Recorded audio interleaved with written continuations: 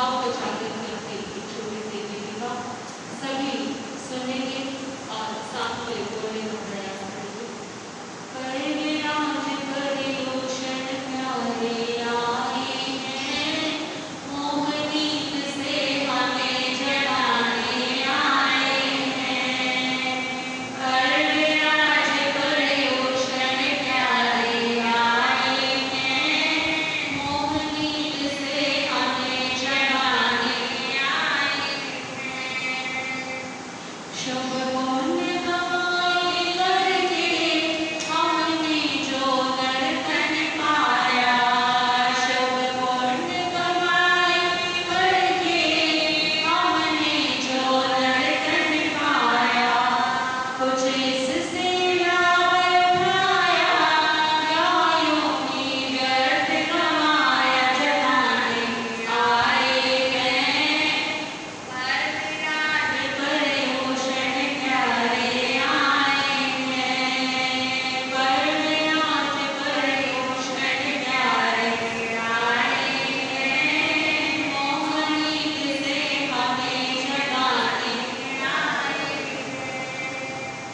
मन वचन और इस तन से क्या हमने करी कमाई, मन वचन और इस तन से क्या हमने करी कमाई। उपकार किया है पर का या करते रहे बुराई, उपकार किया है पर का या करते रहे बुराई, सिखाने आए हैं, मोहनीत से हमें जगाने आए हैं।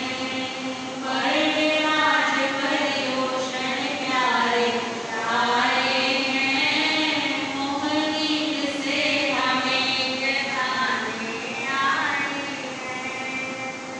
बनकर खोयो सा कितना यश सौरभ है फैलाया, बनकर खोयो सा कितना यश सौरभ है फैलाया, बनकर के सोए जगत को कितनों को मार्ग दिखाया, बनकर के सोए जगत को कितनों को मार्ग दिखाया, सुनाने आए हैं, मोहनीत से हमें जगाने आए हैं। पर आज परियोषण प्यारे आए हैं, मोहनीत से हमें जगाने आए हैं। पर आज परियोषण प्यारे आए हैं, मोहनीत से हमें जगाने आए हैं। बोलिए भगवान महावीर स्वामी की। गुरु कृपा से पूज्य गुरुदेवों के सानिध्य में आप श्रवण कर रहे हैं श्री अंतरदशाम सूत्र की वाचना। कल छठे वर्ग की वाचना आपके समक्ष प्रारंभ की गई थी। छठा वर्ग जिसमें आपने सुना कि किस प्रकार से एक व्यक्ति जिसके जीवन में एक ऐसा समय आया जिसकी उसने कभी कल्पना, अपने बुरे से बुरे स्वप्न में भी कभी कल्पना नहीं की होगी। जिस दिन वो घर से निकला था उत्सव के लिए पुष्प एकत्रित करने के लिए, देखा जाए तो वो सुबह उसके जीवन की वो आखिरी सुबह थी जब वो आराम से शांत चित्त होकर के उठा। उसके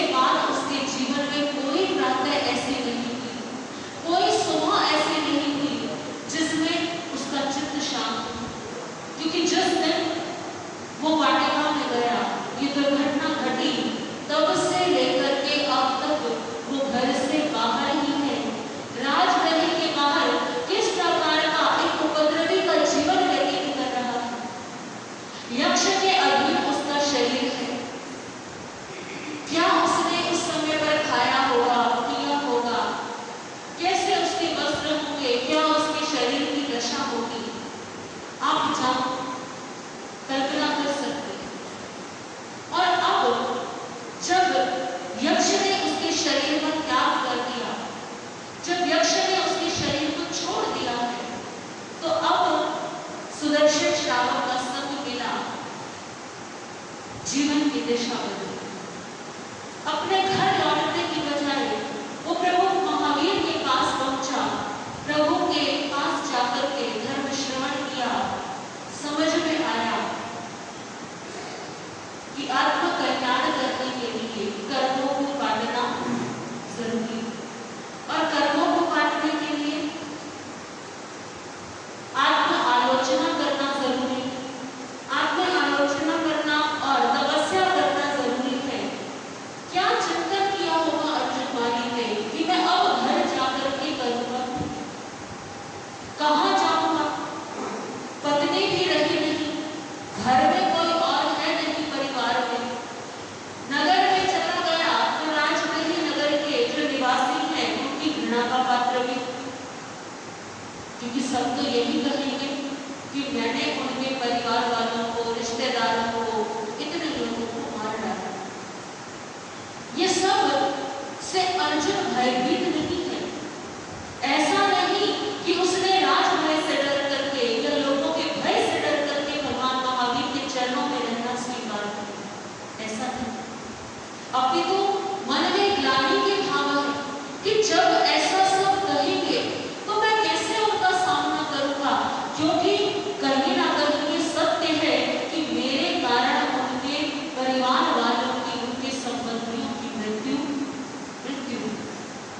और ये भद्र व्यक्ति की पहचान होती है, ये सज्जन व्यक्ति की पहचान होती है कि उसने यदि भूलवश, असावधानीवश या पराधीनतावश यदि कोई अपराध कर भी लिया हो तो भी उसके मन में आत्मग्लानि के भाव रहते हैं कि मेरे द्वारा क्या हो गया, ऐसा अनर्थ हो गया। और जो दुष्ट व्यक्ति होगा, जो पापी होगा, वो पाप कर भी लेगा तो क्या करेगा, कहेगा कि इसमें मेरी क्या गलती, मैंने थोड़ी ना किया।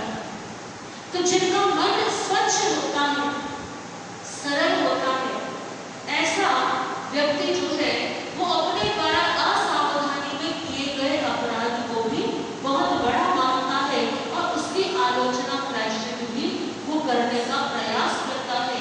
तो उस आलोचना के लिए, उस कर्म निर्जरा के लिए अर्जुन माली ने प्रभु के चरणों में रहना स्वीकार किया, प्रभु के चरणों में समर्पित होना स्वीकार किया कि जो होना था वो तो हो गया, अब इस संसार में धर्म क्या है।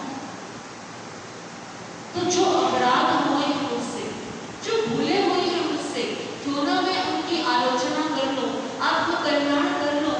और अर्जुन माली ने प्रभु के चरणों में निवेदन किया कि प्रभु मैं आपके चरणों में भिक्षा लेना चाहता हूँ, क्या आप मुझे भिक्षा देंगे, क्या आप मेरी इस भावना को स्वीकार करेंगे।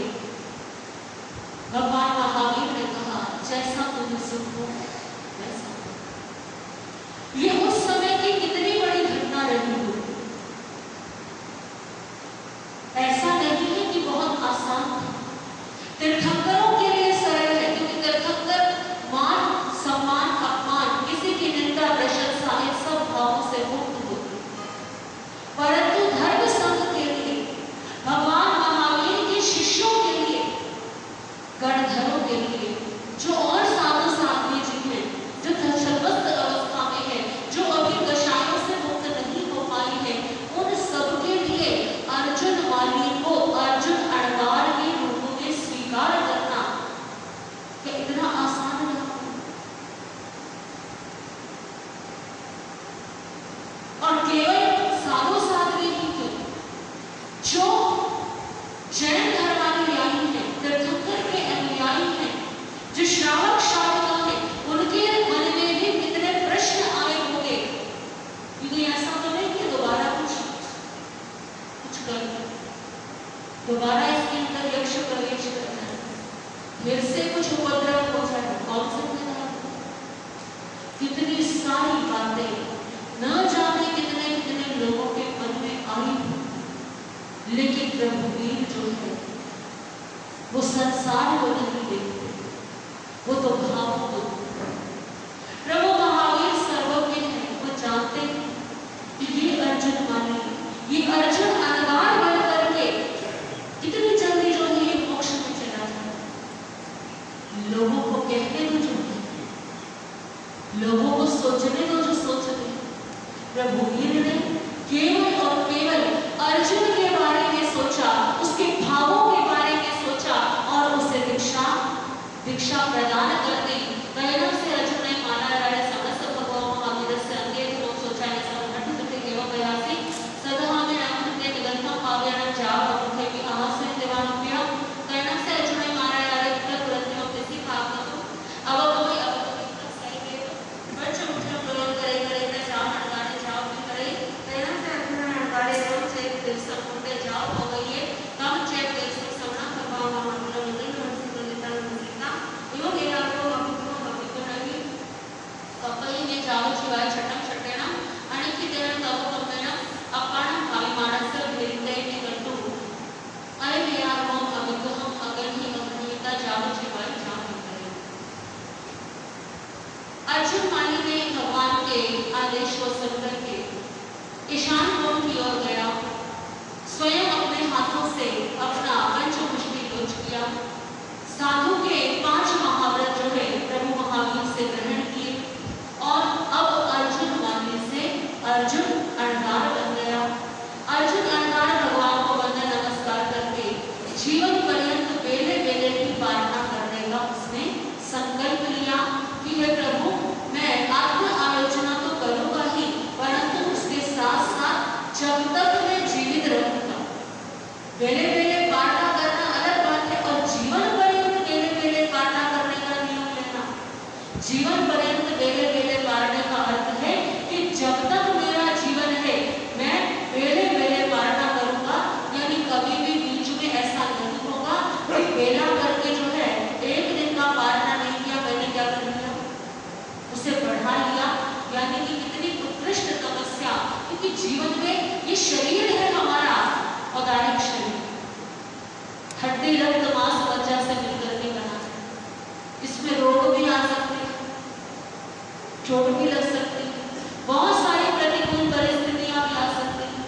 और फिर साधु का जीवन है, यदि ऐसे क्षेत्रों में विचरण होता है जहां पर जैन धर्मानुयायी लोग रहते हैं तो वहां तो गोचरी पानी की अनुकूलता होती है, परंतु यदि विहार करते समय ऐसी परिस्थितियां आती हैं जब दिल्ली से बाहर की तरफ विहार करो तो कई बार ऐसे स्थान आते हैं जहाँ जैन परिवारों के घर नहीं होते। जो अजैन परिवार है उनको कुछ कुछ पता होता है और कुछ कुछ पता नहीं होता, तो कभी गोचरी का योग लगता है और कभी नहीं लगता। कभी कभी जैन परिवारों में भी ऐसा हो जाता है कि कोई गोचरी बनाना किसी को ध्यान नहीं रहा, किसी का कई बार द्वार जो है वो बंद रह गए, तो बहुत बार ऐसी परिस्थितियां आ जाती हैं। तो उस समय अर्जुन अणगार के लिए कितना बड़ा संकल्प है ये, क्योंकि अभी तक जो 6 महीने 5 महीने 13 दिन का जो दिन बीते हैं उसमें भी अर्जुन माली ने क्या भोजन किया, क्या जल ग्रहण किया, ऐसे ही घूम रहा था। और अब जब दीक्षा ले ली है तो सीधे क्या कर लिया, बेले बेले प्रार्थना करने का संकल्प कर लिया और भगवान महावीर के चरणों में स्वयं को समर्पित कर दिया। कहना से अर्जुन अणगारे छठपूर्ण कारण से बड़क होती से सच्चाई करे जहाँ गोयम स्वामी जा पड़े।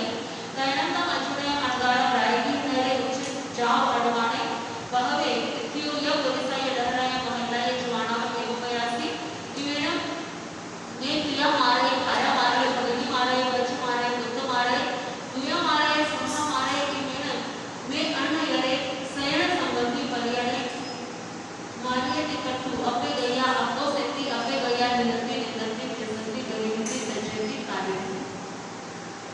अब अर्जुन माली ने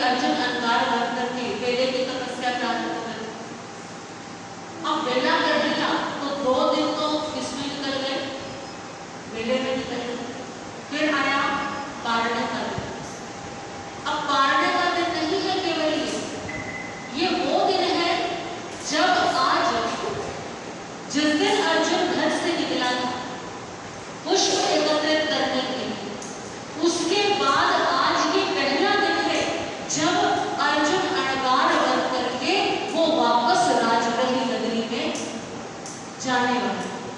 तो प्रथम प्रहर में स्वाध्याय किया, दूसरे प्रहर में ध्यान किया, तीसरे प्रहर में भगवान के चरणों में जाकर के अनुमति मांगी कि प्रभु आपकी आज्ञा हो तो मैं गोचरी के लिए जाऊं, भिक्षा के लिए जाऊं, और जाना भी कहाँ है, क्योंकि भगवान ने अभी विहार नहीं किया। ये नहीं कहा अर्जुन अनगार ने कि प्रभु यहाँ मैं कैसे जाऊंगा, मुझे गोचरी कैसे मिलेगी, तो आप मुझे क्या है कहीं और विचरण करने की आज्ञा दे दो। प्रभु मुझे राजगृह में जाने की आज्ञा दे दीजिए। भगवान ने आज्ञा दे दी। अब अर्जुन मुनि भिक्षा के लिए राजगृह नगरी में प्रवेश कर, वही गलियां हैं, वही परिवार है, वही मित्र हैं, वही लोग हैं परिचित राजगृह के, जिनको अर्जुन पहले जानता था, परंतु तब उसका संबंध इन लोगों से कुछ और था और आज संबंध कुछ और। तब ये सब अर्जुन को प्रेम की नजरों से देखते थे, स्नेह की, मित्र की नजरों से देखते थे, किसी से भाषा का व्यवहार था। लेकिन अब क्या हुआ, अब परिस्थिति बिल्कुल बदल गई। अब एक और तो अर्जुन वाली अनगार हो गए साधुगण, लेकिन लोगों की दृष्टि में कैसा दृश्य रहा होगा जब अर्जुन अनगार राजगृह नगरी में प्रवेश कर रहे होंगे, कैसे प्रभाव होंगे अर्जुन अनगार के, क्या होगा मन में, न जाने लोग कैसे प्रतिक्रिया, न जाने लोगों का व्यवहार कैसा हो, पता नहीं भिक्षा में मिलेगी या नहीं। भिक्षा मिलना तो दूर की बात है, यहाँ तो लोगों से व्यवहार ही अच्छा मिल जाए तो ऐसे संकल्प विकल्पों में अर्जुन अनगार ने प्रवेश किया राजगृह में, और राजगृह के लोग अब देख रहे हैं, कोई डर करके छुप गया भीतर जाकर के, तो ऐसा तो नहीं दोबारा यक्ष जो है वो प्रवेश कर जाए। कुछ लोग अपने द्वार पर खड़े होकर के देख रहे हैं, कुछ चर्चा कर रहे हैं आपस में, देखो ये हत्यारा आ गया, कितने लोगों को मार करके, और अब ये क्या बन गया है, अब ये साधु बन गया। इसने जरूर जो दीक्षा ली है ना, वो इस डर से ली है कहीं कोई इसे कुछ दंड ना दे। कोई कहता है ये पापी है, कोई कहता कि इसने मेरे पिता को मारा, कोई कहता इसने मेरी पत्नी को मार डाला, कोई कहता इसने मेरे पुत्रों को हत्या कर दी, जिनका कोई दोष नहीं। तो सबके मन में, किसी के मन में घृणा आ रही है, किसी के मन में भय आ रहा है, किसी के मन में रोष आ रहा है, और किसी किसी को तो इतना क्रोध आया कि उसने सामने आकर के बल प्रयोग भी कर दिया। कोई आक्रोश करने लगा, कोई हिलना करने लगा, कोई शब्दों से निंदा करने लगा, कोई खिसियाने लगा, कोई बरहा करने लगा, और कोई तो ताड़ना तर्जना भी, यानी मारपीट भी करने लगे। तो एकदम से अचुने अनगारे देही बहुरे के बुरे से के डरने के महल लेनी है जुआने के आओ से जुआने जाओ काले जुआने देसी मनसावी। अब उस माने समण सहाय समम हवै दिखाई अन्य से समम सह माने हम माने तिक माने अन्य समाने राय दिए नरे उच्च नियम मचिम बोलाए मन माने जय खत्म लभई तो पाणम न लभई जय पाणम तो खत्म न लभई। तेना से अर्जुन अनगारे अधीने अभिमाने अबल से अनाइले अभिसाई अपरितंतन जोगी अड़े अड़े कर राय के हम नैरा पढ़ते मैता जिन्हें पुण्य नहीं चाहिए जिन्हें सबने मम्मा आगे जाओ जहां होए स्वामी जाओ बढ़िया से सामने न हो गया मामा गिरे ना अब हटाए अमुष्टि फिर विवरण भुजना पप्पाने न तमामर। इस प्रकार से स्त्री पुरुष छोटे बड़े सभी ने उनकी, किसी ने ताड़ना तर्जना की, किसी ने मारपीट की उनके साथ में, किसी ने निंदा की, किसी ने गालियां सुनाई। प्राय सभी ने अपने अपने बैर का बदला जैसे लेने का पूरा पूरा प्रयास किया, शरीर वही है, परंतु आज भावों में क्या है बड़ा अंतर। अर्जुन मानी जब थे तो क्रोध आ जाता था ऐसी बातों पर, आज अर्जुन अनगार हो गए। क्या सोचते हैं अपने मन में? कोई बात नहीं, ये तो केवल मेरी निंदा कर रहे हैं, मुझे शब्दों से सुना रहे हैं, मेरे हाथों से तो क्या हुई, इनके संबंधियों की हत्या हुई। ये कितने भले लोग हैं, ये तो डंडे का प्रयोग करके मार ही रहे हैं, मेरे हाथों से तो उनके प्राण गए हैं, कम से कम मेरे प्राण तो बचे। बिल्कुल क्षमा भाव से, अत्यंत समता भाव से वो सहन कर रहे हैं हर परिचय को। कितना बड़ा परिचय है जीवन का, जीवन के अपमान का परिचय बहुत बड़ा है। जिस व्यक्ति ने, जिस साधक ने अपमान पर विजय प्राप्त करनी हो, उस साधक की समता का अंदाजा कोई नहीं कर सकता।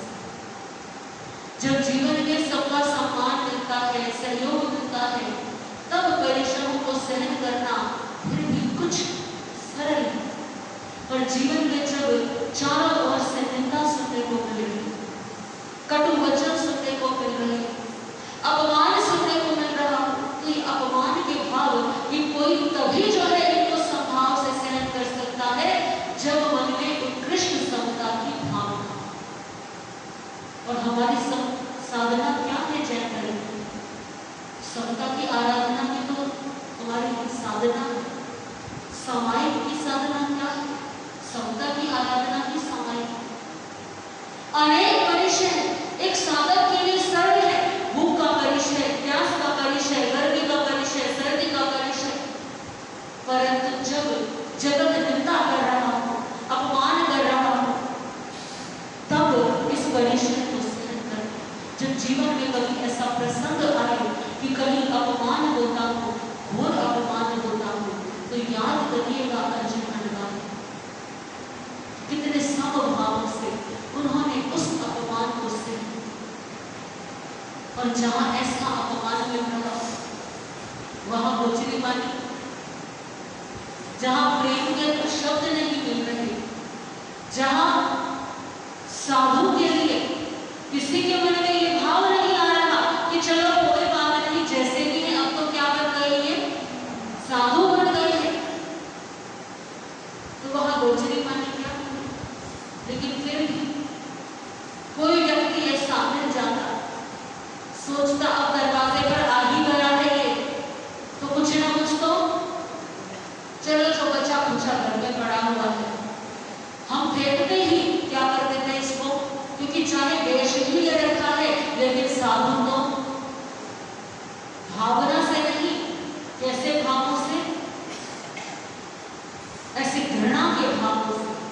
किसी ने रूखा सूखा बासी भोजन दे दिया, किसी ने सोचा चल खाना तो बना नहीं है, पानी ले जाओ, किसी ने पानी दे दिया।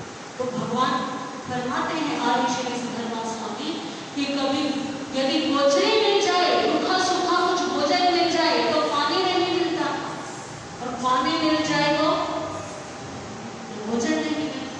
जो मिला, चाहे वो रूखी रोटी है, बासी चावल है, कुछ भी मिला, चाहे पानी ही मिल गया, उसी को लेकर के अर्जुन अनगार आ जाते, वापस आते भगवान महावीर के चरणों में, अक्षोभ अविषाद इन सब भावों से असंग रह करके वे वापस आते, भगवान महावीर को अपनी भिक्षा दिखाते, अपनी गोचरी दिखाते, और उनकी आज्ञा प्राप्त होने पर देखिए जब भूख लगती है ना, तो रूखी रोटी भी मीठी लगती होता है। जब बहुत भूख लगी हो तो आपको क्या चाहिए, सब्जी नहीं चाहिए, कुछ नहीं चाहिए, आप रोटी ऐसे ही खा लेते। तो वो रूखा सूखा भोजन भी अर्जुन अनगार सोचते हैं कहीं मेरे मन में इस रूखे भोजन के प्रति भी आसक्ति ना आ जाए, तो क्या करते हैं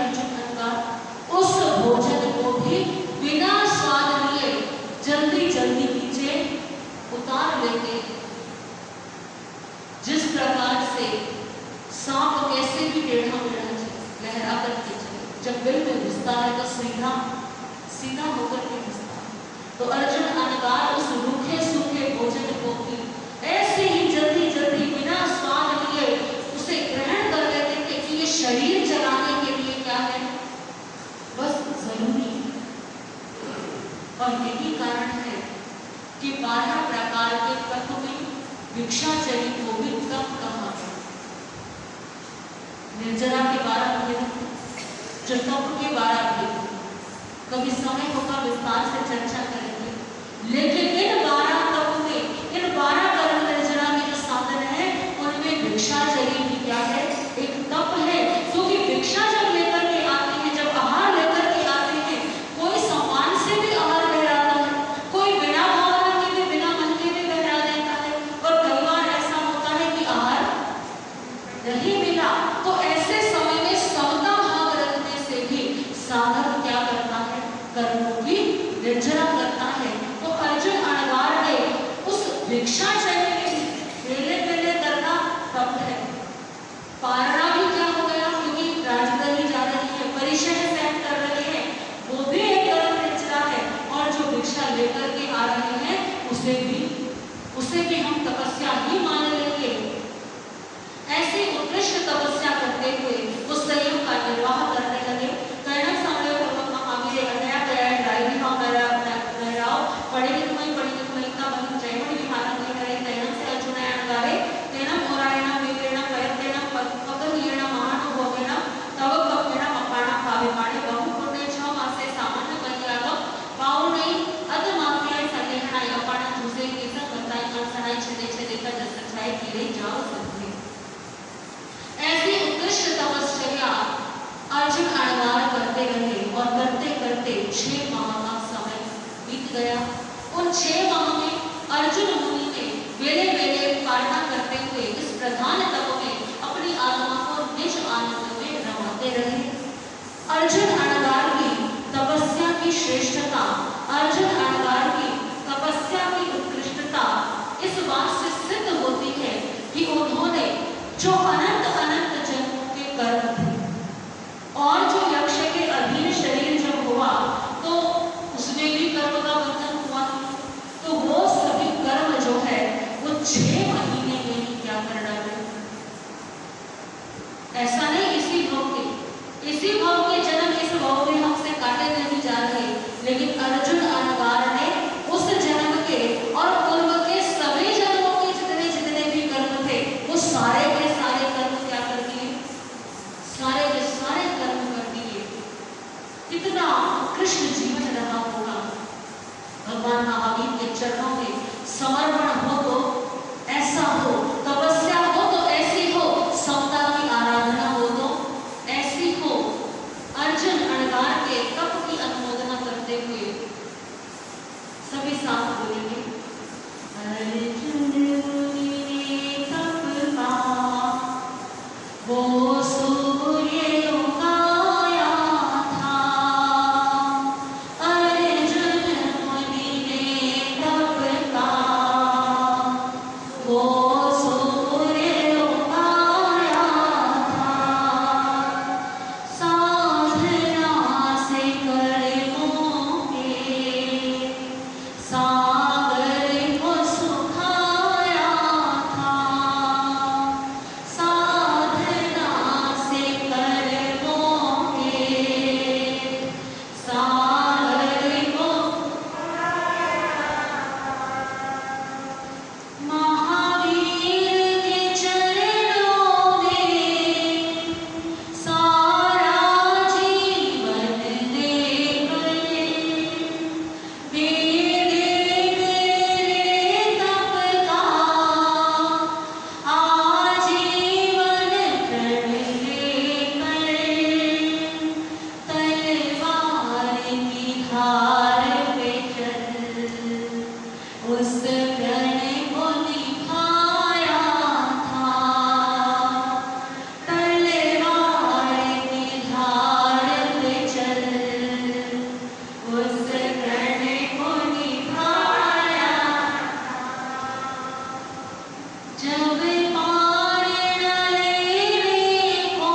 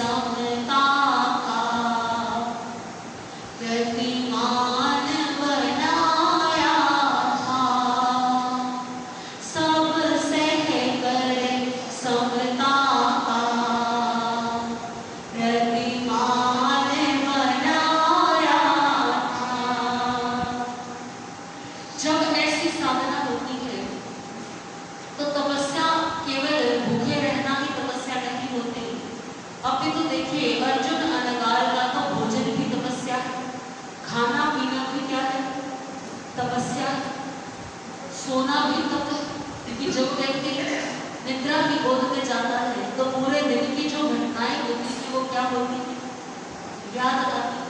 कितने संकल्प विकल्प आते हैं रात में। कई लोगों तो नींद की गोली खाते हैं कि इतने विचार आते हैं कि रात को सोया भी नहीं जाता। तो अर्जुन अनगार को जब वो लेटते होंगे निद्रा लेने के लिए तो कैसे सारा दिन की घटनाएं याद आती है। तो सोना भी क्या हो गया, तपस्या हो गई, जागना भी तप हो गया। जो आज आ रहे हैं भिक्षा के लिए वो भी तप है। तो क्या कहता है कवि, सोना जगना तप था, खाना पीना तप था। सोना जगना तप था, खाना पीना तप था। आना जाना तप था, मरना जीना तप था। हर धड़कन में तप था, संगीत समाया था। हर धड़कन में तप था, संगीत समाया। प्रतिशोध के पर्वत भी समतल में बदल गए। उस सहनशीलता से पत्थर दिल पिघल गए।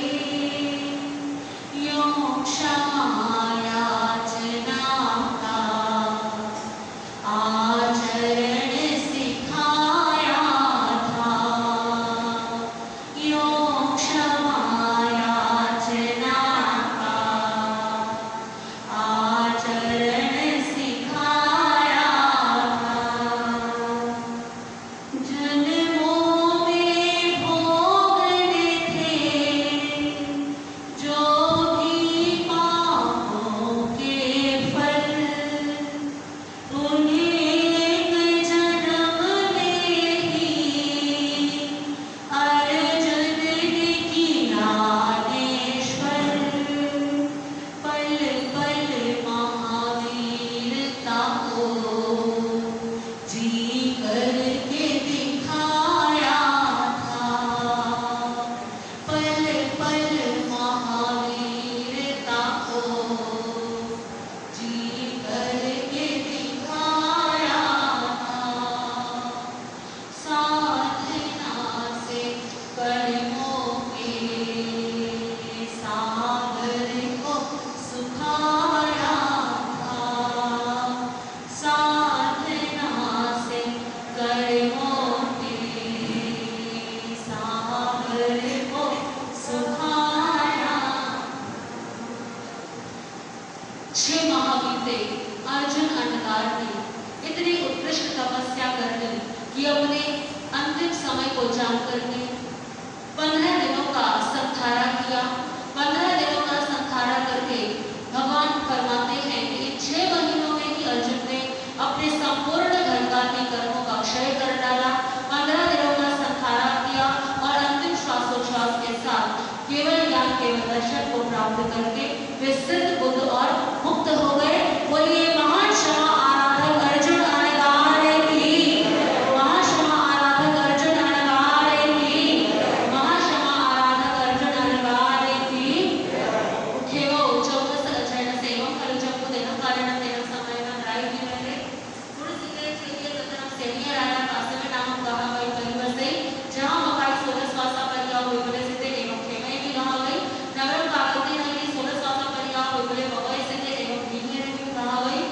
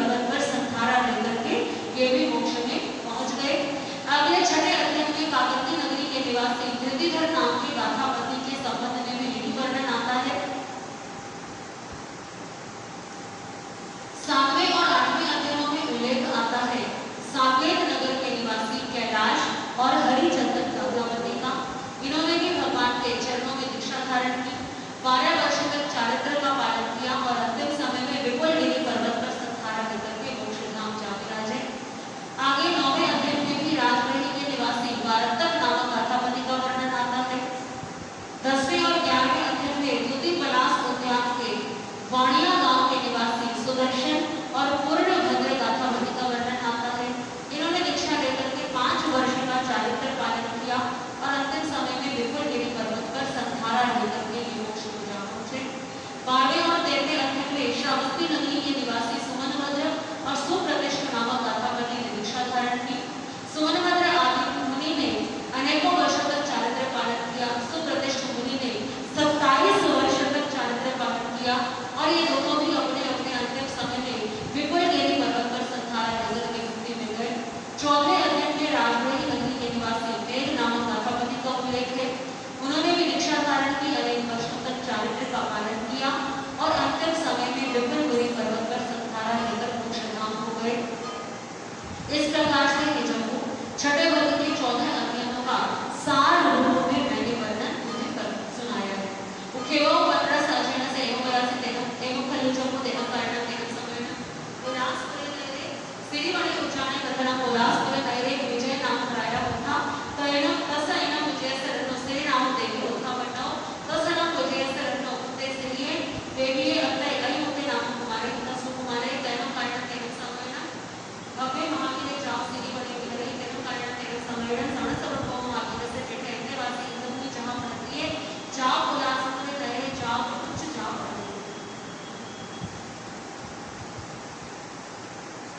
आर्य श्री जम्बू स्वामी ने निवेदन किया अपने गुरु श्री सुधर्मा स्वामी के चरणों में गुरुदेव भगवान छठे वर्ग के 14 अध्यायों में जो वर्णन किया वो मैंने आपके श्रीमुख से श्रवण किया। अब अगले अध्याय में जो भी भगवान महावीर ने फरमाया है उसे सुनाने की कृपा करें। हे जम्बू सुनो, उस काल में एक कोलासपुर नाम का नगर था जिसमें श्रीवन नाम का एक परम सुंदर उद्यान था। उस समय वहां पर विजय नाम के राजा राज्य करते थे। कोलासपुर नगर में विजय राजा के रानी का नाम था श्रीदेवी। इन विजय राजा और श्रीदेवी के पुत्र जिनका नाम था अतिमुक्त कुमार भी कहते हैं, प्राकृत में अयुक्त कुमार कहते हैं और एवंता मुनि भी कहा जाता है। एवंता कुमार बड़ा ही सुकुमार बालक था। अपने माता पिता का इकलौता पुत्र और अत्यंत प्रेम प्यार के साथ में उसका पालन पोषण किया जा रहा था, क्योंकि एक तो राजकुमार है और एक ही संतान है, तो माता पिता को कितना स्नेह होगा। तो राजकुमार का पालन पोषण हो रहा था। एक समय की बात, भगवान महावीर भव्य प्राणियों को धर्म का बोध कराते कराते उसी कोलासपुर नगर के बाहर जो श्रीवन उद्यान था उस उद्यान में पधारे। उद्यान में भगवान का पदार्पण हुआ। भगवान के आज्ञा पाकर के जो साधु साध्वी जी महाराज थे वो भिक्षा के लिए कोलासपुर नगर में। आज गौतम स्वामी जो इंद्रभूति गौतम है, जो भगवान महावीर के प्रथम प्रधान शिष्य है, प्रथम गणधर है, वो भी बेले बेले पारने की तपस्या करते थे। तो आज उनके बेले का पारण, तो पारने के प्रथम दिन उन्होंने अपनी दिनचर्या का पालन किया। तीसरा प्रहर हुआ तो तीसरे प्रहर के भगवान महावीर से आज्ञा लेकर के धनी निर्धन सभी प्रकार के घरों में भेदभाव का विचार किए बिना गौतम स्वामी जो है वो भिक्षा के लिए कोलासपुर नगर में पधारे। इमं च न अयोध्या कुमार नाव जाओ से वही कार्य रानियां दिव्य दिव्यांगे कुमारी कुमारी सप्तम संपरिवृते सया किनाव पड़े कोई जिन्हें निधन ठाणे देने वाले तेहि कंपनी कार्य रानियां दिव्यांगे कुमारी सदी संपरिवृते अभिरमाणे अभिप्रमाणे विहरे तैनं सब भगवान गोय में उल्लास करे नैरे उच्च नियम जा अडमाने इंद्र खाना से अदूर सामंतेना भी वहिए तैनं से अयुते कुमारे भगवान गोय में अदूर सामंतेना भी वही मानव पासे का जिन्हें भगवान गोय में तेने उवागे इसका भगवान गोय में एवं बयासी तेना मत्ते उधे किंवा अड़हा। एक दिन जिस समय गौतम स्वामी भिक्षा के लिए कोलासपुर नगर में पधार रहे थे, उसी समय अतिमुक्त कुमार भी स्नान करके वस्त्र अलंकारों से सुसज्जित होकर के अपने आयु के बालकों को साथ लेकर के, अपने मित्र मंडली को साथ लेकर के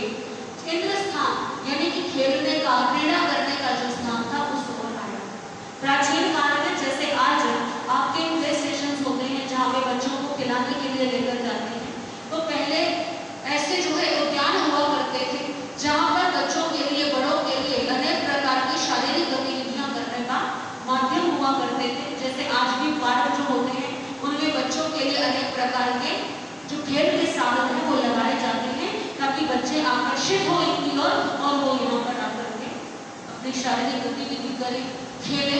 तो उस समय ऐसे स्थान को इंद्र स्थान कहा जाता है, यानी कि क्रीड़ा करने का स्थान, बच्चों के खेलने का स्थान। तो इस स्थान में वो खेल खेलने लगे। बच्चों के साथ अतिमुक्त कुमार खेल रहे हैं। दूसरी ओर इंद्रभूति गौतम भगवान महावीर की आज्ञा पाकर के जो भिक्षा के लिए वो राजपुर नगर में आए थे, संयोग से वो क्रीड़ा भूमि के निकट से होकर के निकले।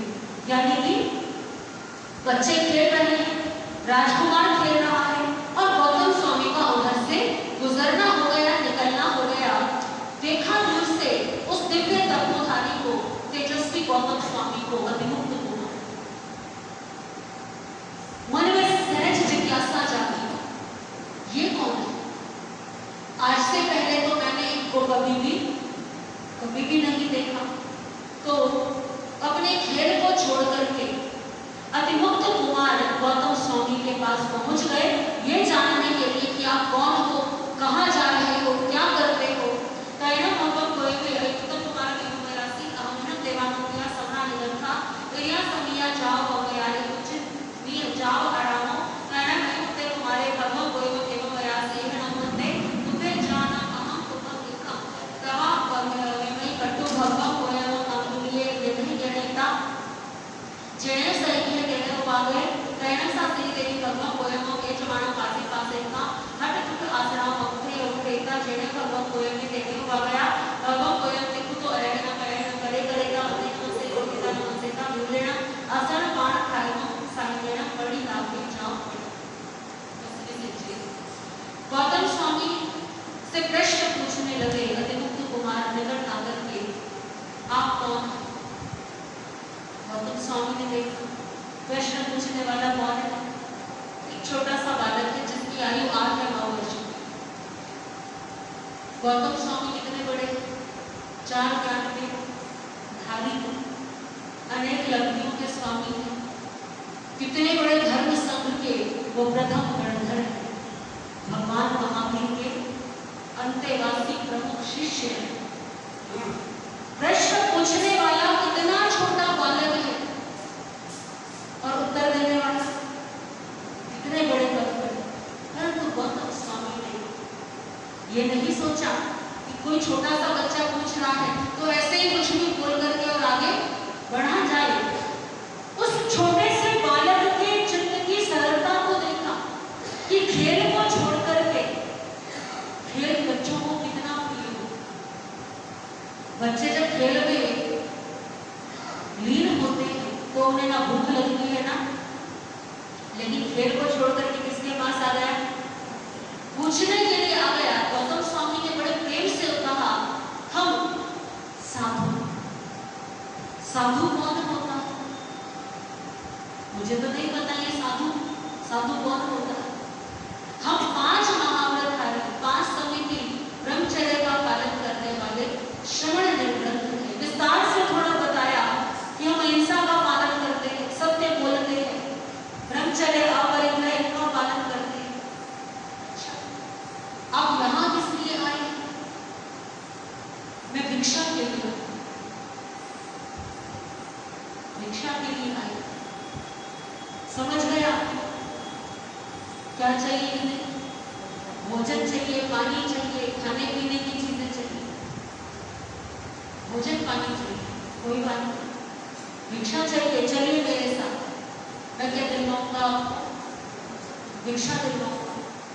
मेरे घर पे बड़ा अच्छा भोजन बनता है, बड़ा स्वादिष्ट भोजन बनता है मेरे घर पे, आप चलिए, मैं आपको क्या दिलवाता हूँ? भिक्षा दिलवाता हूँ। और ऐसा कहकर के उस छोटे से बालक ने गौतम स्वामी की उंगली पकड़, बच्चे करते हैं ना ऐसा कि चलो साथ चलो, तो पकड़ लेते, हाथ पकड़ लेते, जबरदस्ती जिद करने लग जाते। तो उसने भी ऐसे ही सहज स्वाभाविक रूप से हाथ पकड़ लिया, उंगली पकड़ ली। पर गौतम स्वामी की सरलता देखिए कि उन्होंने भी अपनी उंगली छुड़ाई, हाथ नहीं छुड़ाया, अपनी ओर खींचा हल्का सा गौतम स्वामी को। उस अतिमुक्त कुमार ने कि चलिए मेरे साथ, जिद कर रहा है ना बालक। गौतम स्वामी ने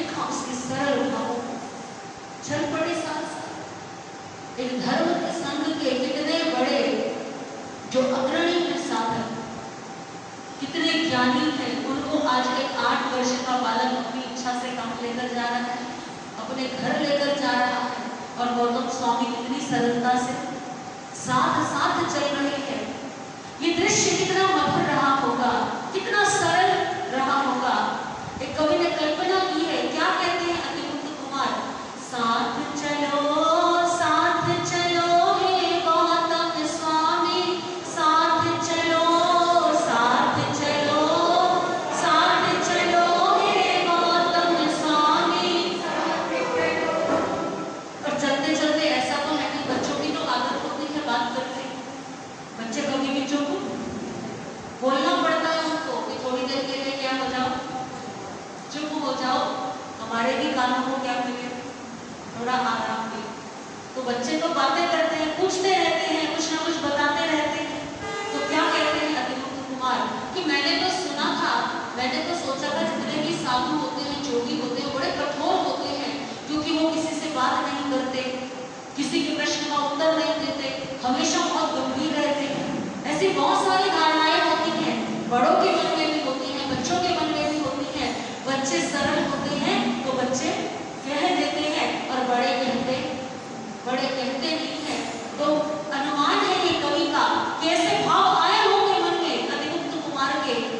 सुना था जोगी सख्त है सारे, सुना था साधु सख्त है सारे, लेकिन आप हो कितने प्यारे, लेकिन आप हो कितने प्यारे। मेरे सखा बन जाओ, आओ साथ चलो, मेरे सखा बन जाओ, आओ साथ चलो, साथ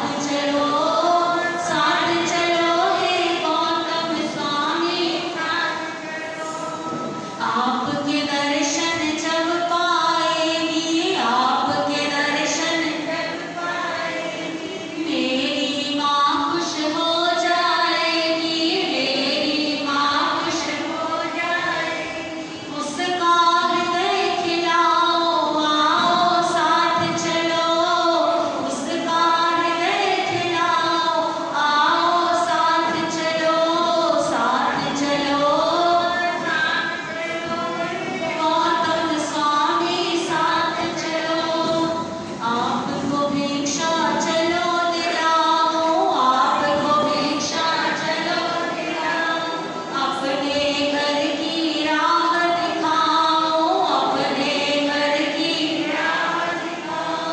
जो चाहो सो पाओ, आओ साथ चलो, जो चाहो सो पाओ, साथ चलो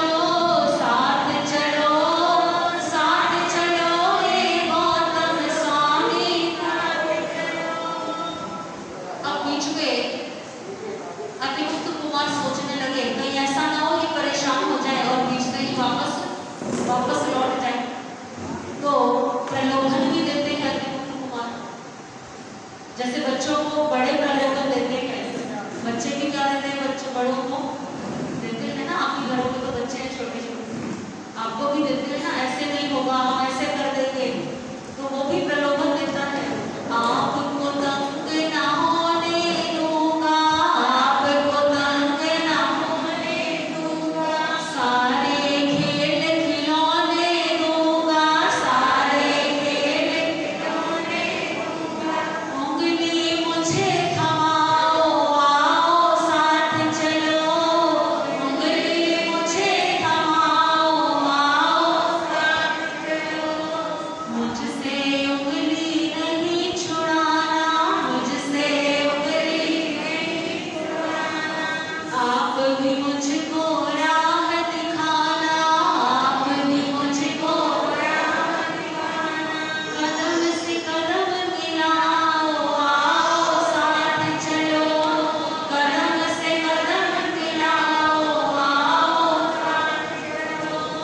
साथ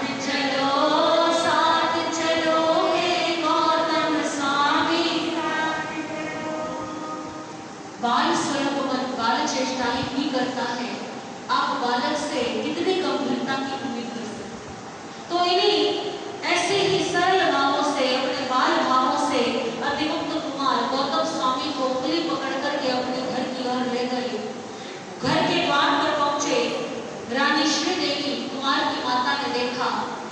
गौतम स्वामी को अपने घर के द्वार पर भिक्षा के लिए आगे बढ़कर के उनको वंदन नमस्कार किया। अत्यंत पवित्र भावों से निर्मल अंतःकरण से चारों प्रकार का आहार असंपान खाद्य स्वाद चारों प्रकार का आहार उनको ठहरा। कर्ण से आयुक्त कुमारे भगव कोई में केवल प्रयासी कलिना मंदिर के परिवर्तन कर्ण भगव कोई में आयुक्त कुमार केवल प्रयासी एवं खंड देवानुज्ञा मम हमारे धर्म वसे भगवं महागिरे आयगरे जाव संभावी कामे उलियो पुरास प्रसलयस बलिया सेरी वाले उच्चारणे आहा पड़ी कहा उगम उगरीता सजमेना जाव अपाण भागवाने करे कर्ण अम्हे परिवसामो कर्ण से आयुक्त कुमारे भगवं एवं गोय एवं प्रयासी गच्छामि नमस्ते अहम तो बेहि सते समण भगवं महावीरं पायवते आहा स्वयं देवानुप्रिया कर्ण आयुक्त कुमारे गोय मेना सते जेने समय भगवं महावीरे तेने वागच्छेता समण भगवं महावीरं विपुतो याय करे करेता वंदे जाव बचवासे कर्ण गोय भगवं गोय में जेने समय भगवं महावीरे तेने वागे जाव पड़दन से का सन्निमेन तपसा अपान भागवाने करे कर्ण समय भगवं महावीरं आई मुसस कुमारे इसे रमना करणम से आयुक्त कुमारे समस्त भगवं महावीर से अति रमम सोचा निसम अथ दुख जम नवरम देवानुप्रिया अमा प्यरो अपुच्छामि करणम अहम देवानुप्रियाणा मंत्रे जाव कवयामि आहा स्वयं देवानुप्रिया मां बड़न करे करणम से आयुक्त कुमारे जने अमा प्यरो तेने उवाले जाव कवयते आयुक्त कुमार अमा प्यरो एव व्यासी वाले सी ताव तुम पुता असमुते सी तुम पुता किमणम तुम जासी तुम कर्ण से आयुक्त कुमारे अमा प्यरो एव व्यासी एवं कलु अहम अम्मयाओ जम चेव जानामि तम चेव न जानामि जम चेव न जानामि जम चेव जानामि कर्ण तम आयुक्त कुमार अमा प्यरो एव व्यासी कहमणम तुम पुता जम चेव जानासि जाव तम चेव जानासि कर्ण से आयुक्त कुमारे अमा प्यरो एव व्यासी जानासि अहम अम्मयाओ जहाँ जायनम अवश्य मारी एवं न जानामि अहम अम्मयाओ कहेवा कहिवा कहवा कचिरेवा न जानामि अहम अम्मयाओ केहिम कमायणि जीवा निरय तेरे करजोनी मनुष्य देवेसु वचंती जानामि नम अम्मयाओ जहाँ सही कमायणि जीवा निरय जाओ वचंती एवं खलु अम्मयाओ जम चेव जानामि तम चेव न जानामि जम चेव न जानामि तम चेव जानामि इच्छामि नम अम्मयाओ तो मेरी अपनाय जाओ पवयते करणतम आयुक्त कुमार ममा केरम चाहे नो संचाई बंदी आग बनेगी तम इच्छाओं दिजाया एक दिवस मम्मी राजस्तरे पासे पे कहिना से आयुक्त कुमारे अम्मा पीयू बयन मणतु मणुवत्तवाणे तुसी दिए संचित थई अभी से जहां महाबलस्य निकमना जाव सामान्य मायाई अनिजय बकली पासाई सामान्य बलियागम गुण रहना जाव बोले सिद्धि उखेओ सोलसमस अजवाना सेवक पर जब देना पारना तेना समयना बारह से ये नहीं काम महामणि चाहिए कथना बारह से ये अलग नाम राया पुतना तेना पारना तेना समय समय भगवान महावीरे जाव भी हरे पैसा निकला तेना अलग के राया इनसे कहा रखे समाने हट कुछ जहां पुण्य जाओ बचवा से कहा कर्ण से अलग के राया समस्त भगवान महावीर से अंते जहां उदायने कहा निकलते नवरम जेठम उत्तम रचे अहि सिंचय एकार संगा बहुवासा परियाव जाव विकले सिद्धे एवं खलु चंपु समेत जाव छठमस्त वक्त से आयुने पढ़ते इति छठ बोले भगवान महावीर स्वामी की अतिमुक्त कुमार ने गौतम स्वामी को आहार पहलवा दिया। आहार ले लिया गौतम स्वामी ने। अब गौतम स्वामी वापस लौटने की ओर तैयार हुए। जैसे ही लौटने लगे तो अतिमुक्त कुमार ने निवेदन किया, अब आप कहाँ जा रहे हैं? क्योंकि अभी तक तो एक ही काम था, अब अगला प्रश्न तैयार हो गया। अब आप कहाँ जा रहे हैं? मैं अपने गुरुदेव भगवान महावीर के चरणों में जा रहा हूँ। अच्छा, आपके भी गुरु हैं? आप इतने अच्छे हैं, इतने सरल हैं, तो आपके गुरु भी वो भी अच्छे होंगे। तो मन में आया अतिमुक्त कुमार की एक बार उनको भी देखना चाहिए, उनसे भी मिलना चाहिए। इनसे मिल करके तो बहुत अच्छा लगा। तो गौतम स्वामी को पूछा अतिमुक्त कुमार, क्या मैं भी आपके साथ चल सकता हूँ? हाँ, चल सकते हैं। माता से आज्ञा ले ली और अतिमुक्त कुमार गौतम स्वामी के साथ साथ कहाँ आ गए? भगवान महावीर के पास आ गए। भगवान महावीर के चरणों में आकर के अतिमुक्त कुमार बैठ गए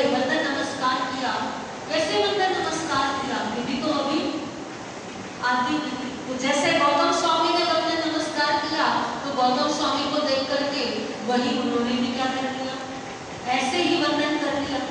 क्योंकि बच्चे तो जो देखते हैं उसी की नकल करते, उसी को कॉपी करते, तो ऐसे ही वंदना कर ली।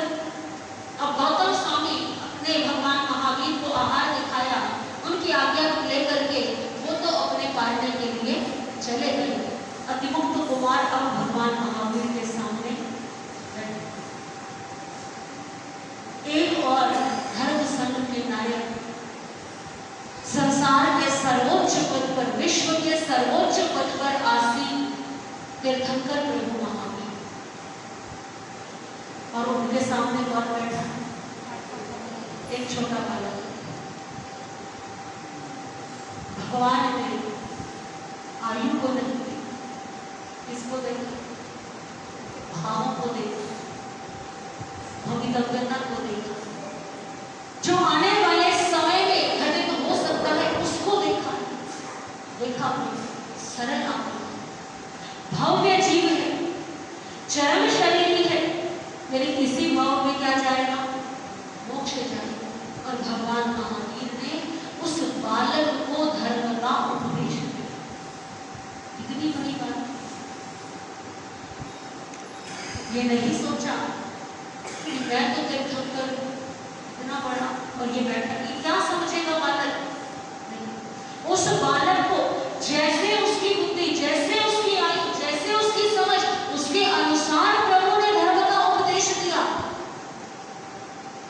और धर्म का उपदेश दिया, सुना धर्म को, हलु करके जी गए वो बालक। और उस बालक ने प्रभु से क्या निवेदन किया? प्रभु, आपके इस उपदेश को सुनकर के, आपकी बातों को सुनकर के मेरा मन हो रहा है मैं तो आपके चरणों में दीक्षा भी ले, मैं आपका शिष्य बन जाऊं। भगवान कितने सरल कहते हैं, जैसा तुम्हें सुनो। मैं अपने माता पिता से पूछ करके आपके पास आऊंगा और आपके चरणों में दीक्षा। लौट गए अतिमुक्त कुमार अपने घर पर, अपने माता पिता के पास। बड़ी प्रसन्नता से माँ को बताया, आज तो मैंने भगवान महावीर के क्या किया दर्शन। माँ कहती है, बेटा आज तो तेरी आंखें ठंडी।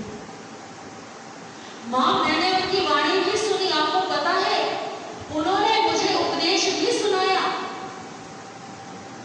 तीर्थंकर उपदेश देते हैं जो समोशरण लगता है, देशना होती है, परंतु उन्होंने क्या सुनाया? मुझे धर्म का ज्ञान कराया, मुझे उपदेश सुनाया। बहुत सुंदर बात है। माँ, अब मेरा मन है मैं हमेशा के लिए उनके चरणों में। ये सुनते ही माँ को तो क्या होगा? जैसे देवकी के मन में बेचैनी थी। माँ ने सोचा कोई बात नहीं, बच्चा है, कई बार जैसा देखता है प्रभावित तो हो जाता है। ना जाने कितने कितने विचार आ जाते हैं बच्चों के मन में। बच्चों को देखा है कभी? किसी डॉक्टर को देखेंगे, बड़े डॉक्टर कहेंगे हमें भी डॉक्टर बनना। कभी किसी पायलट को देखेंगे, बड़ा अच्छा लगता है, अरे कितनी अच्छी जिंदगी है, बढ़िया है, आकाश में उड़ना है, आसमान में ऐसे प्लेन को लेकर के उड़ जाओ, तो मैं भी बड़ा होकर के क्या बन जाऊं? पायलट बन जाऊं। किसी को देख लिया कि वो बड़ा नेता है, बड़ी इज्जत मिलती है, बड़ा अफसर है, तो मैं भी क्या बनूंगा बड़ा होकर। तो माता पिता को लगा अभी भगवान के पास जाकर के आया है, इसीलिए नया नया धर्म का क्या चढ़ा हुआ है, रंग चढ़ा हुआ है, खेल खिलौने मंगा दिए, हम तेरे लिए ये भी मंगाएंगे, वो करेंगे। बालक नहीं मान रहा। बालक, माँ कहती है बेटा तो इतना छोटा सा है, इतनी बड़ी बड़ी बातें तू कर रहा है, कितना पता है तुझे संयम के बारे में, कितना पता है तुझे जीवन के बारे में, कितना ज्ञान है तुझे धर्म के बारे में। ऐसे कहते हैं ना अपने बच्चों को, जब बच्चे कुछ बात करे आपसे, आपके पास उत्तर नहीं हो, वो यही बोलते हैं कि तुम्हें कितनी जानकारी है, उनसे ज्यादा किसे पता है? हमें पता है। तो माता पिता भी यही कहते हैं बेटा कितना जानते हो संयम के बारे में, कितना है दीक्षा के बारे में पता है। ऐसे नहीं होता। तो क्या कहते हैं अतिमुक्त कुमार कि जिसको मैं जानता हूं उसको मैं नहीं जानता, और जिसको मैं नहीं जानता उसको मैं जानता। ये कैसी पहेली, ये क्या बात है? बोला जिसको जानते हैं उसको जानते हैं, और जिसको नहीं जानते, ये क्या हुआ कि जिसको जानता हूं उसको तो मैं नहीं जानता, और जिसको मैं नहीं जानता उसको मैं जानता। ये कैसी पहेली है? ये तो हमारी समझ से बाहर की बात है। हमें समझाओ ये क्या कह रहे हो तुम? देखिए माता पिताजी, जिसको मैं जानता हूं उसको मैं नहीं जानता। मैं जानता हूं कि जिसने इस संसार में जन्म लिया है वो एक ना एक दिन मृत्यु को प्राप्त अवश्य होगा। बस इतना जानता हूं कि हर जीव एक ना एक दिन मृत्यु को प्राप्त अवश्य होगा, परंतु मैं ये नहीं जानता कि कौन, कब, कैसे, कहां, कितने समय के पश्चात मृत्यु को प्राप्त होगा।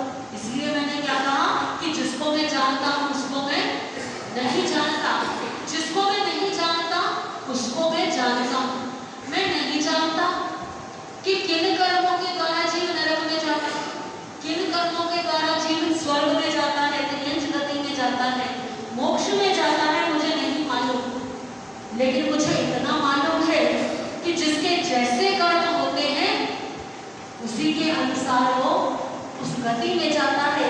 इसलिए मैंने कहा कि जिसको मैं नहीं जानता उसको मैं जानता हूं।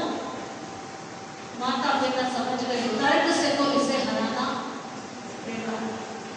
बेटा तुम राजकुमार हो, राजा के बेटे को हमने तुम्हारे लिए ना जाने कितने कितने स्वप्न देखे थे। हमने कभी सोचा था तुम बड़े होकर के राजा बनोगे। एक काम करते हैं, बड़े होने की बात है, तुम्हें अभी क्या करते हैं हम? राजा बनना। अब राजा कोई बनना 1-2 घंटे का काम तो है, बड़ा उत्सव मनाया जाए, चारों ओर से लोगों को बुलाया जाए, नृत्य संगीत का भी कार्यक्रम हो। तो क्या किया माता पिता ने? प्रलोभन दिया। अतिमुक्त कुमार ने सोचा कोई बात नहीं, एक राजा बनने की तो बात कह रही, बात मान लेता हूँ, फिर अपनी बात से मनवा लूंगा। ऐसा विचार करके अतिमुक्त कुमार मौन हो गए। माँ बाप ने सोचा 1-2 दिन बीतेंगे तो अपने आप ये क्या हो जाएगा, भूल जाएगा, मन अपने आप ही जो है बदल जाएगा। और माता पिता ने उत्सव की तैयारी की, राज्याभिषेक की तैयारी की। एक बालक को जो चीजें प्रिय होती हैं उसी प्रकार के खेल, उत्सव, नृत्य, संगीत सब उसी प्रकार के कराए। जैसे बच्चों को अच्छा लगता है कि चारों ओर खेल हो रहे हो, तमाशे हो रहे हो, नाटक हो रहे हो, जादू का खेल दिखाया जा रहा हो, जिसे प्राचीन काल में इंद्रजाल कहा जाता था। तो ऐसे ऐसे अनेकों प्रकार के उत्सव होने लगे। माता पिता ने राज्याभिषेक कर दिया, सिंहासन पर बैठाया अतिमुक्त कुमार को, राज्याभिषेक कर दिया। सोचा माता पिता ने अब ये क्या हो गया होगा, अब तो भूल गया होगा। जैसे ही राज्याभिषेक हुआ, कहा पिता ने आज से राजा कौन है, आज से राजा कौन? अब राज्य का संचालन। ये तो ऐसे ही कहने की बात है, भला बालक कैसे राज्य का संचालन करेगा? बालक का मन बदलने की बात थी, लेकिन बालक का मन नहीं बदला। बालक ने फिर भी क्या कहा कि अब मैं राजा हूं, और एक राजा का आदेश है कि मेरे जाने की तैयारी की जाए। मुझे अभी भी भगवान के चरणों में संयम ही लेना है। अब माता पिता समझ गए इसको समझाने से कोई लाभ, तो इसके संयम में बाधक नहीं बनना। माता पिता ने दीक्षा की लिए बड़ा महोत्सव किया, और बड़े ही उत्सव के साथ में अतिमुक्त कुमार ने भगवान के चरणों में दीक्षा धारण कर ली। छोटा सा बालक साधु वेश में, कितना प्यारा रूप होगा, कितना सुंदर दृश्य होगा। छोटे बाल रूप है, और उस समय धर्म संघ में वो सबसे छोटे मुनि, क्या है वो? सबसे छोटे मुनि। सभी मुनियों को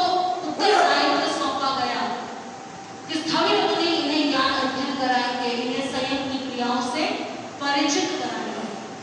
स्थविर मुनियों के चरणों में रह करके अतिमुक्त कुमार ने क्या करना शुरू कर दिया? ज्ञान अभ्यास शुरू कर दिया। ज्ञान अध्ययन कर रहे हैं, संयम की क्रियाओं को जान रहे हैं। परंतु बालक को क्या होता है? बालक वर्णन आता है आगे कि एक समय की बात, अतिमुक्त कुमार अतिमुक्त अणगार हो गए। बालक मुनि है, स्थविरों के साथ रहते हैं, संयम की क्रियाएं सीख रहे हैं, ज्ञान सीख रहे हैं। एक दिन बारिश हुई, वर्षा हुई बड़ी जोरों की, और वर्षा होकर के रुक गई। जब ज्यादा वर्षा होती है तो क्या होता है? जगह जगह पर पानी भर जाता है। वर्षा होकर के रुक गई, जगह जगह पानी इकट्ठा हो गया, जहां जहां गड्ढे थे वहां वहां पानी, बाकी रास्ता साफ है। तो स्थविर मुनि जो है उन्होंने विचार किया कि अब आवश्यक क्रियाओं के लिए बाहर जाया जा सकता है। तो अतिमुक्त अणगार को साथ लेकर के कहां चल दिए? आवश्यक क्रियाओं के लिए चल दिए। अतिमुक्त अणगार के साथ साथ बड़े बड़े मुनिराज चल रहे थे, और उनके साथ एक छोटे से 8-9 साल के मुनि भी चल रहे थे। कोशिश कर रहे हैं उनके जैसे जल्दी जल्दी चलने। रास्ते में देखा, नगर से बाहर निकल गए, जंगल सा है, देखा वहां पे जगह जगह पानी भरा हुआ है। अब बाल मन तो बाल मन ही होता है। मन में आया इस पानी को क्या करानी चाहिए? नाव तैरनी चाहिए। अब यहाँ तो नाव कहाँ से है? स्थविर मुनि आगे बढ़ गए और वो कहाँ रह गए? पीछे। मन रुक गया। क्या करूं? कहां से नाव लेकर के आओ? ध्यान आया कि मेरे पास जो ये पात्री की जो झोली है उसमें छोटी सी क्या है? ये पात्री भी तो नाव का काम कर सकती। पात्री निकाली, क्या करती? पानी के खुश हो रहे क्योंकि वो लकड़ी की पात्र है, पानी में तैर रही। बड़ी प्रसन्नता, बड़ी प्रसन्नता। समय का पता ही नहीं, जिस कार्य के लिए साथ आए थे वो तो करना नहीं, भूल गए। कुछ देर बीती, स्थविर मुनि वापस लौटने लगे, और जब वापस लौटने लगे तो देखा ये बाल मुनि क्या कर रहे थे? पानी में नाव तैरा रहे। स्थविर मुनियों ने थोड़े बालकों की शब्द दी, अरे ये क्या कर रहे हो? साधु होकर के पात्री ऐसे पानी में डाल दी, दोष लग गया, लाओ इस पात्री को। डर गए, फटाफट जल्दी से पात्री उठाई, पोंछी, वापस अपने झोली में बांधी और पीछे पीछे सिर झुका करके चली। आपस में चर्चा कर रहे थे, बताओ अब बालक तो बालक ही रहेगा। इस बालक को क्या कर दिया? भगवान महावीर ने दीक्षा दे दी। भगवान ने यह भी नहीं सोचा कि इसको संयम की क्रियाओं का ज्ञान तो है नहीं, दोष लगने की इसको कोई ये ऐसे कार्य करेगा तो धर्म की हीनता होगी, दोष लगेगा। भगवान को इसे दीक्षा नहीं देनी चाहिए थी। इसे थोड़ा अभी बड़ा होता तब दीक्षा देते, ऐसे छोटे बालक को दीक्षा दे दी। इसका मन अभी खेल में ही रमा हुआ है, क्या ये साधना करेगा, क्या ये आत्म कल्याण करेगा? जैसे स्वभावतः जो शब्द होने चाहिए वो शब्द जो है वो निकलने लगे स्थविर मुनियों के पास। वापस आए भगवान के चरणों। भगवान तो घट के भावों को जानते, भगवान तो अपने ज्ञान में देख ही रहे कि क्या घटित हो रहा है। मन के भाव जान रहे स्थविर मुनियों के, कि स्थविर मुनियों के मन में अतिमुक्त अणगार के प्रति कैसा भाव आया है? तिरस्कार का भाव आया है।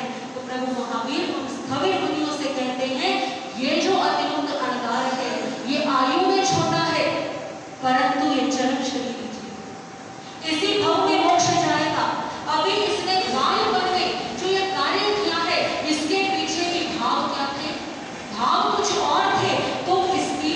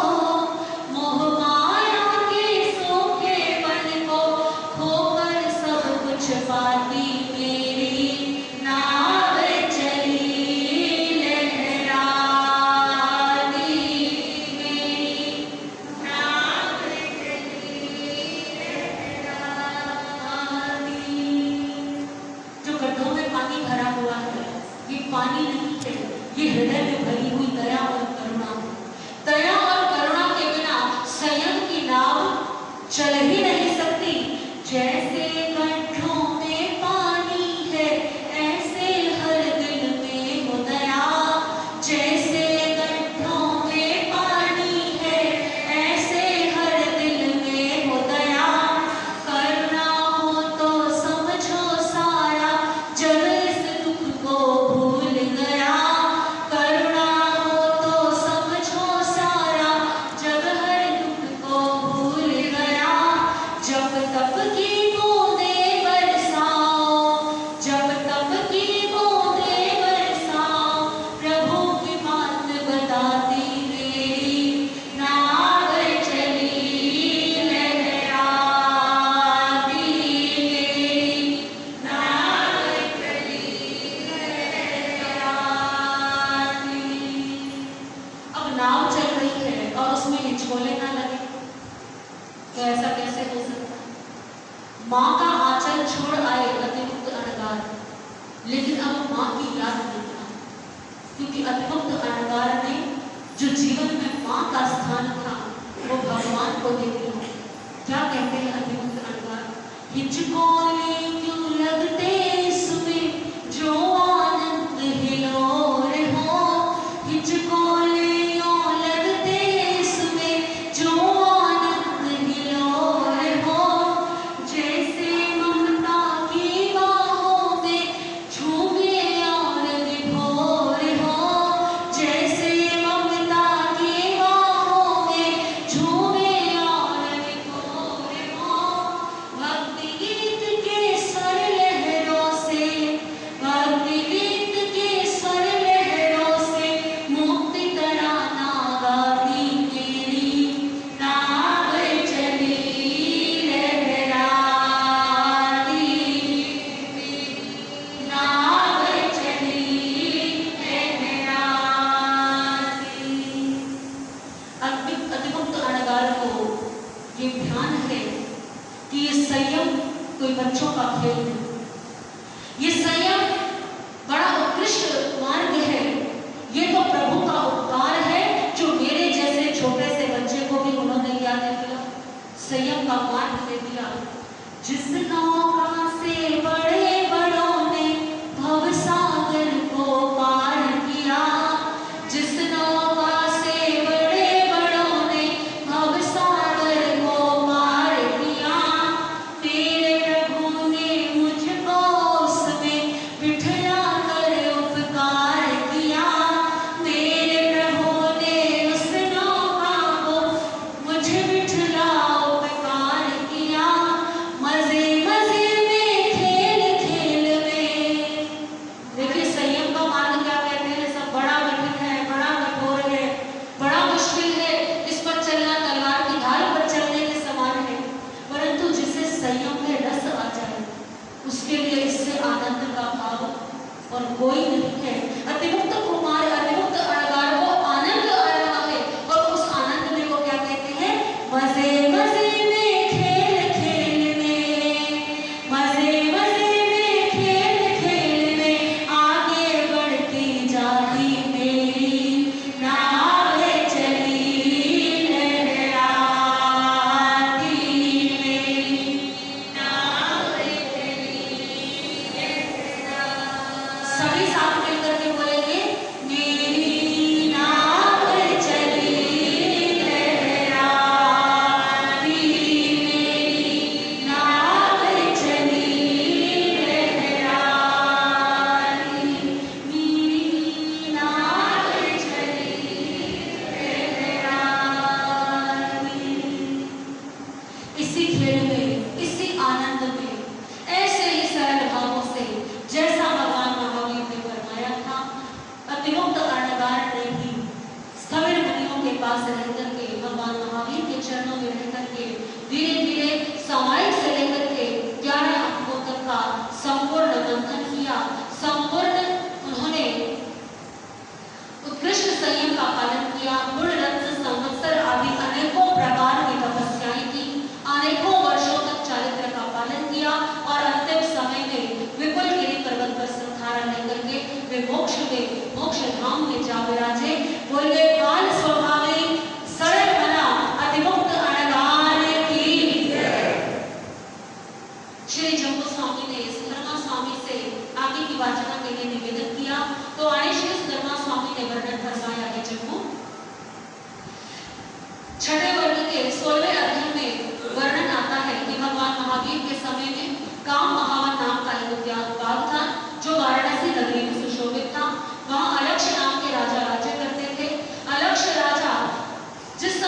अपने राज्य का संचालन कर रहे थे, भगवान महावीर का पदार्पण हुआ और अलक्ष राजा ने भगवान के चरणों में वैराग्य प्राप्त करके भिक्षा धारण